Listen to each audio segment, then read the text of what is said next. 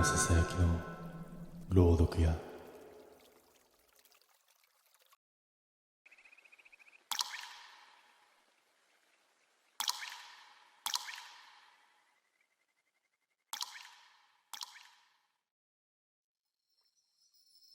この話のせいで俺はその件に戻れなくなった。理由を聞かれても説明はできない。説明したところで信じてもらえないからだ。始まりは山沿いの現場に応援で入ったことだった。人手不足で2週間だけ手伝ってくれ、そう言われた。町から車で1時間以上、携帯の電波も不安定になる場所だ。そこで3人1組で仕事をすることになった。俺と年上の先輩ともう一人。そのもう一人が後に問題になる男だった。口数が少なく必要なことしか喋らない。仕事は淡々としていて、特に揉めることもなかった。ただ一つだけ、男は人の言葉を妙なほど重く受け取った。冗談が通じないというより、そのまま記憶してしまうような、そんな感じだった。現場が終わる前日、作業の確認をしていた時だ。俺は少し苛立っていて、つい雑に言ってしまった。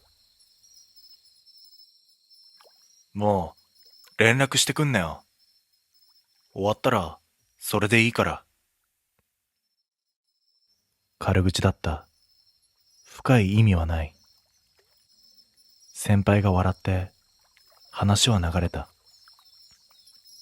男だけが何も言わずにうなずいていた。現場が終わり、それぞれが元の生活に戻った。数日後にその男から一度だけ連絡が来た。業務とは全然関係のない内容だった。俺は正直返す気にはなれなかった。だから返さなかった。それだけの話だ。だがその日を境に山の現場で一緒だった先輩から奇妙な連絡が入るようになったんだ。お前さ、あいつに何かした？身に覚えはなかった。先輩は続けた。昨日あいつが現場に来たんだよ。もう終わったはずなのに。しかも男はこう言っていたらしい。返事はもうもらってますから。俺はその時初めて嫌な汗が背中を流れるのを感じた。返していない。それだけははっきりとしていた。先輩の話を聞いたその翌日から状況ははっきりとおかしくなった。俺の知らないところで俺の名前が使われ始めていたんだ。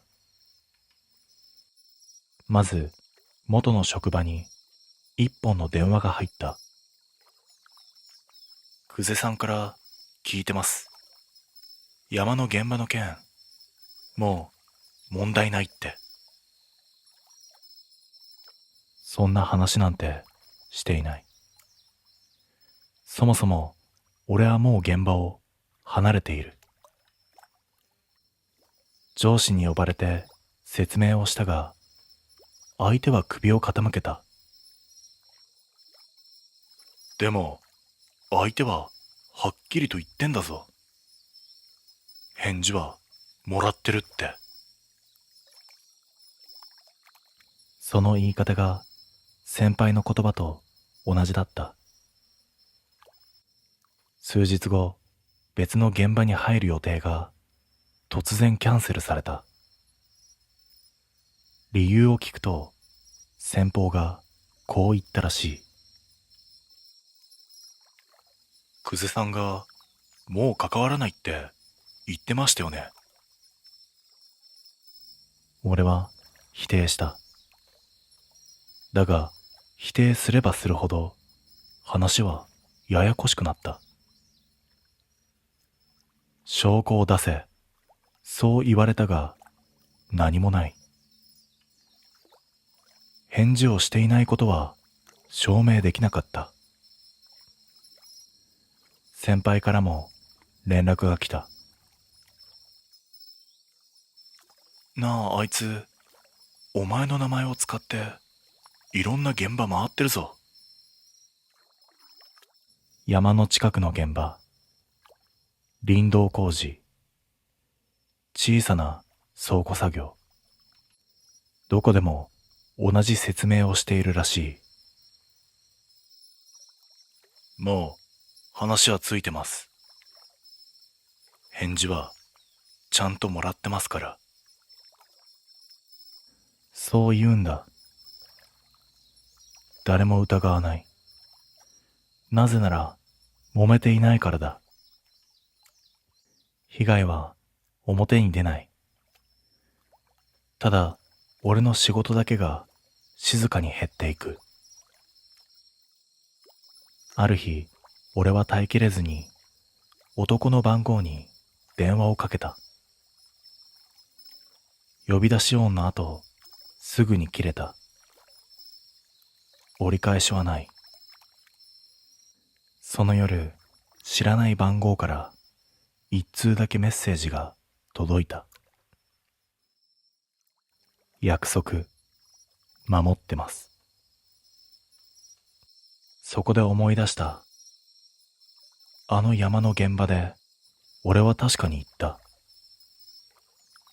もう、連絡してくんな。男は、それをそのまま実行している。直接、俺には一切連絡せず、代わりに、俺の周囲だけを使って。復讐だと気づいた時には、すでに遅かった。決定的だったのは、一件の事故だった。山の近くの現場で、作業員が怪我をした。大事には至らなかったが、責任の所在が問題となった。その場に俺はいなかった。だが、関係者の書類には俺の名前があった。現場責任者、久世。署名もある。見覚えのある自分の字だった。当然俺は否定をした。だがその場にいた全員が同じことを言った。久世さんがもう話はついてるって。返事はもらってるって。警察にも労基にも同じ説明が渡っていた。誰が書いたのかは問題にされなかった。重要なのは揉めていないことだった。そして俺は仕事を失った。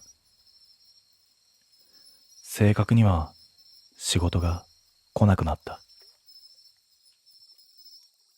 噂は早かった。山の現場、林道、郊外の倉庫、どこへ行っても同じ空気になる。あの人、急に投げるらしい。返事しない人だろう。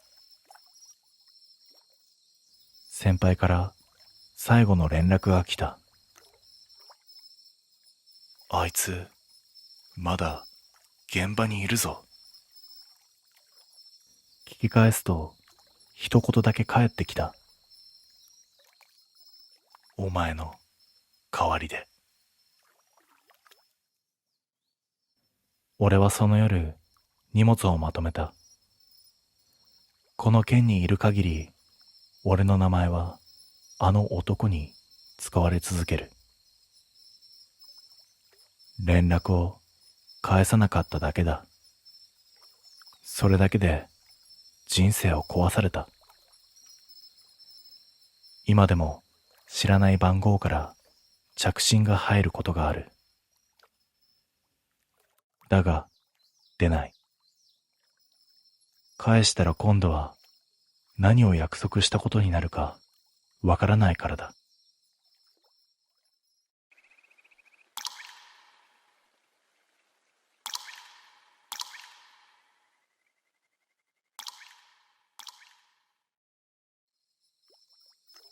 あの男と最後に会った職場にはもう近づいていない。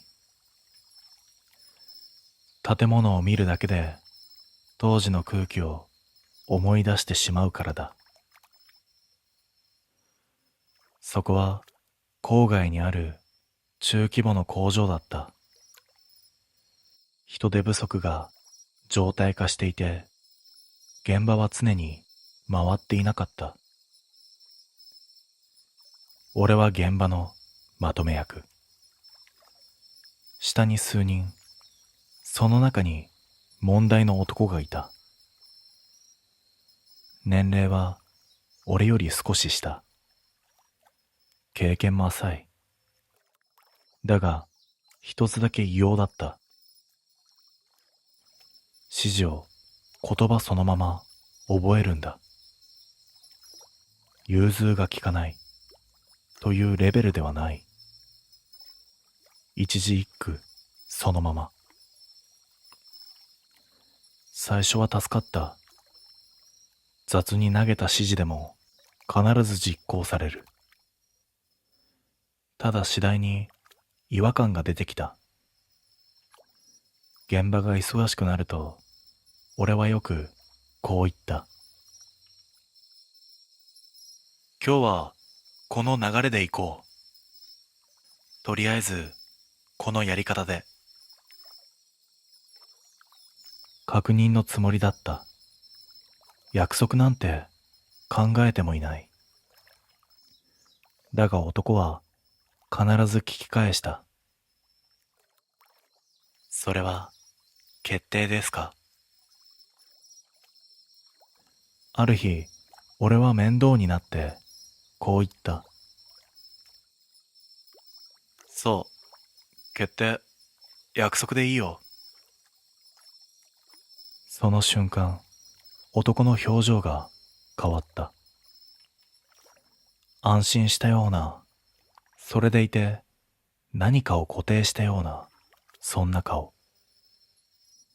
今思えば、あれが始まりだった。その日から男は一切臨機応変な動きをしなくなった。機械が止まっても、材料が遅れても、予定が狂っても、約束ですから。その一言で作業を続ける。やめろと言うと記録を見せてくる。日付、時間、俺の署名。確かに書いてある。この方法で行く。変更はなし。周囲は言った。ちゃんとしてるじゃないですか。むしろ約束を守っているのはあの人だけですよ。気づいた時には俺の立場だけが妙に危うくなっていた。そして男はこう言った。約束は守りますよ。ずっと。その言葉を冗談だと受け取ったのは俺だけだった。それから現場の空気が変わった。誰かが判断を変えようとすると必ず男の名前が出る。高橋さんはこう約束してますよね。男は前に出ない。声を荒げることもない。ただ記録を示す。日報、作業指示書。俺が忙しさに紛れて適当に書いたメモ。そこには確かに決定、変更なしと残っていた。一つ一つは小さなことだ。だが積み重ねると逃げ場がなくなる。トラブルが起きたとき、責任は必ず俺に返ってくる。約束したのは誰か。それだけで話が終わる。俺は上司に相談をした。だが返ってきたのは冷たい言葉だった。守られてるだけだろ。約束をしたなら守るのが普通だ。俺に味方はいなかった。ある日、現場で事故寸前の出来事が起きた。機械の調子が明らかにおかしかった。止めようとした俺を男が遮った。止めるのは約束違反ですよ。周囲も迷っている。だが誰も男を否定できない。結局俺の判断で止めた。その瞬間、男は静かにこう言った。記録残しておきますね。俺はその日の夕方、上司から呼び出しをされた。どういうことだ？机の上には書類が並んでいた。事故を未然に防いだ記録と、約束を破った記録。評価をされたのは後者だった。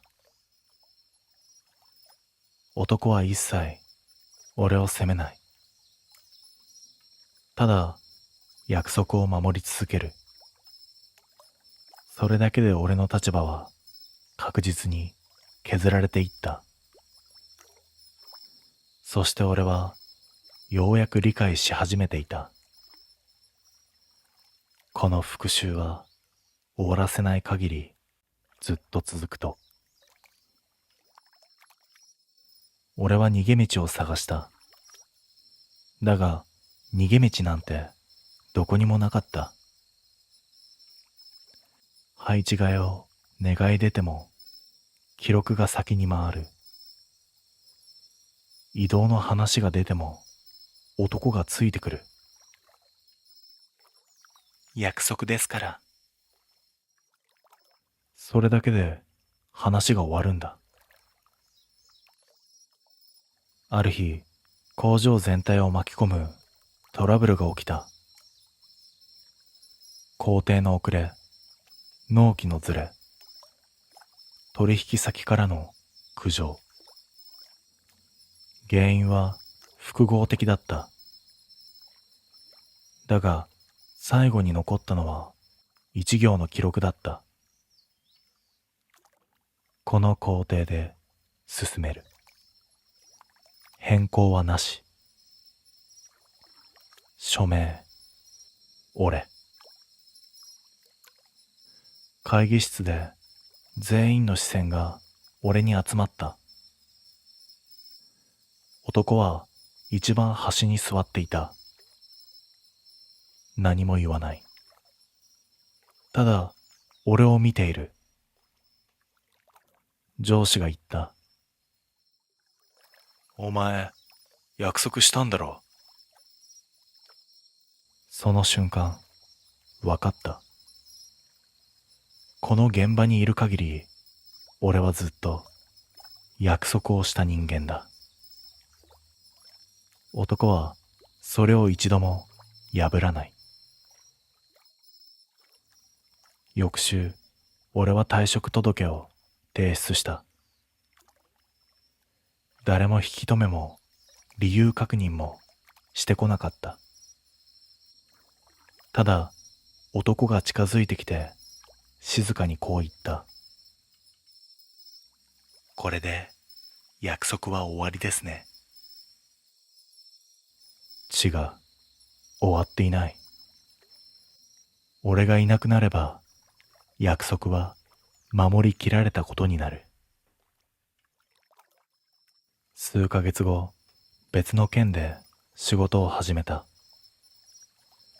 名前も職歴も必要最低限しか出さなかった。それでもある日、新しい現場で聞いた。前の職場、ちゃんとしてたって聞きましたよ。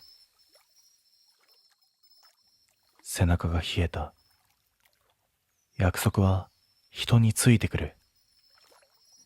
守り続けた男は今もどこかで誰かの言葉をそのまま抱えている。軽く言った一言が一生を縛る。それがあの男の復讐だった。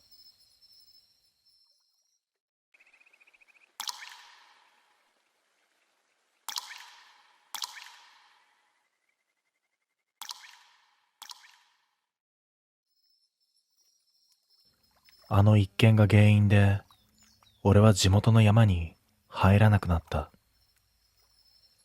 正確に言えば入れなくなった。もともとその山は仕事で使っていた。林道の測量と点検。季節ごとに数人で入るだけの簡単な仕事だ。メンバーは固定だった。俺と同僚が2人。それから地元で案内役をしている男が1人。問題が起きたのはその案内役の男だった。年齢はわからない。地元の人間で山のことなら何でも知っている。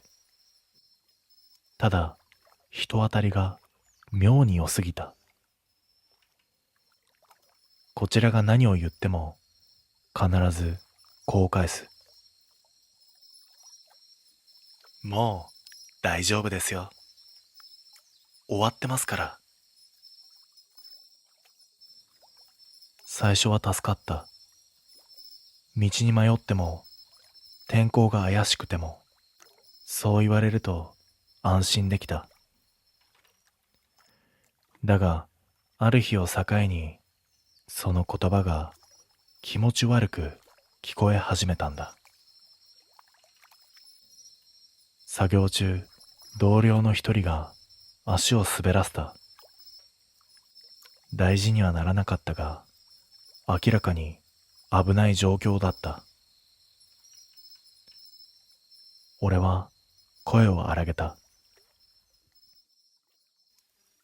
今日はここまでだ。撤収する。すると、案内役の男が笑って言った。いや、もう終わってますよ。意味がわからなかった。作業は途中だ。終わってなんていない。だが、他の同僚が言った。え？昨日もう終わりって話してなかった？そんな話なんてしていない。否定しようとしたが、案内役の男が穏やかな口調でこう続けた。皆さん納得してましたよ。その場の空気が妙に落ち着いていた。不安を感じているのは俺だけだった。その日は結局そのまま作業を続けた。山を降りる頃には日が沈みかけていた。帰り際、案内役の男が俺だけに向かってこう言った。これで全部終わりです。俺はその言葉を信じてしまった。山の仕事が終わった翌週、妙な連絡が続いたんだ。まず、事務所から呼び出された。今回の県の山、もう完了報告が上がってるけど。書類を見せられた。作業完了。点検済み。異常なし。署名欄には俺の名前があった。覚えがない。だが字は間違いなく俺のものだった。一緒に入った同僚にも聞いてみた。だが帰ってきたのは揃った答えだった。もう終わったって言われたろ。問題なかったってみんな納得してた。誰に言われたのかを聞くと全員が口を濁した。あの人に。案内の人。名前は誰も出さない。それから山で異常が見つかり始めた。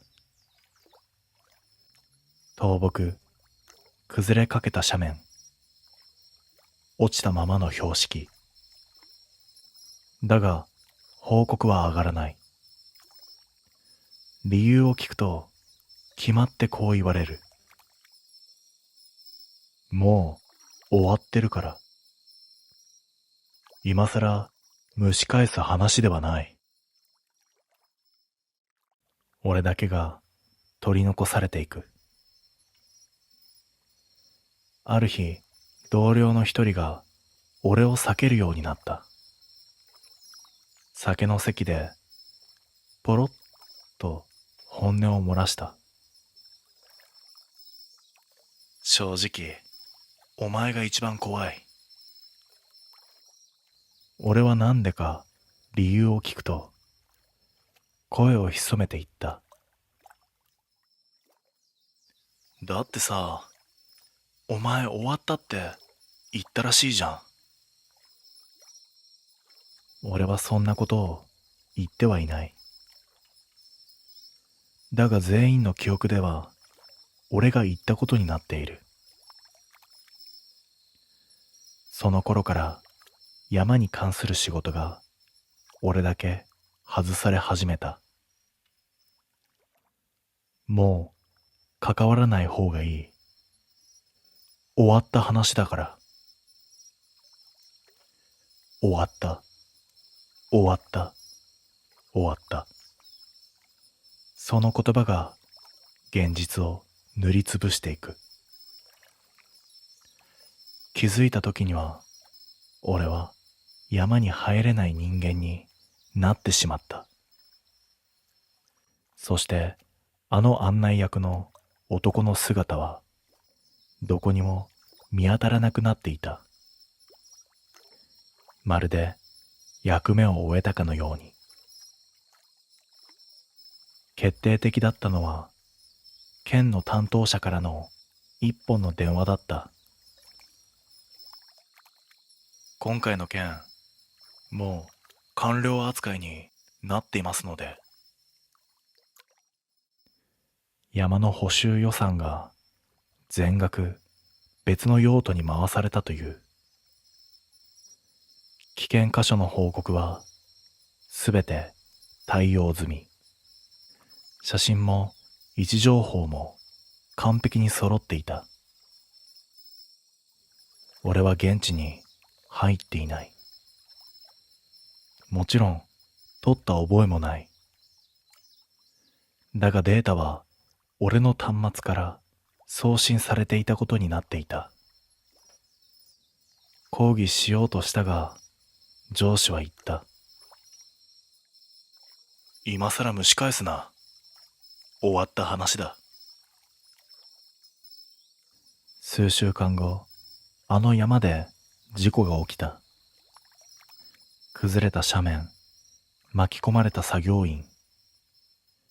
ニュースには山の名前と担当者としての俺の名前が並んでいた。説明の場で同僚たちは口を揃えた。もう終わったって言われました。問題ないって納得してました。誰も案内役の男の名前を出さない。まるで存在がなかったかのように。